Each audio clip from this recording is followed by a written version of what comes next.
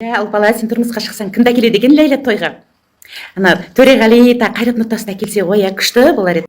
Ну да, Замза той жасағанды помните ме? Ана бәрі келді ғой, Гаухар Әлімбекова, Мадина Садвахасова, да? Еркін Нұржан, Тукалар ме? Ләйлә, не деп атсың, даусың естілмейді. Ар жағында жігіттер өлең айтып жатыр ғой, күшті. Шашасың да күшті ғой, сенің жұмысың ше. Ләшқа ғой бірдеңелерді айтып звондап жатыр. Нерв болып жүр, білмеймін, артын салдыр-күлдір музыка бірдеңе шығады. Даусың естілмейді десе, нерв шығып жатыр, бірдеңе айтады, қазір шығады ол. Ана Жігер Ауыпбай да келді дедім. Ойбай, Жігер Ауыпбай бәрі хит болып жатыр. Қасында қойшы бала бар ғана бірге жүретін шәкірті. Телевизорда отыр ғой, құдай, қасқа қарапайым деген, тіптен деген. Сол екеуі келеді, бірге келеді. Не қылайын енді, не қылайын енді? Қолына құйып ішейін бе? Әпкесе шайнектен алып кесені алып кесе құйып ішпейміз ба? Мына қыз өлтіреді мені бар ғой. Иә. Қазақстанның әншілері мен әртістері ерігіп жүр ғой. Жұмабектің қыздары қашан той жасайды екен деп. Басқа істейтін тірліктері жоқ қой. Осы сендер қызықсыңдар, иә?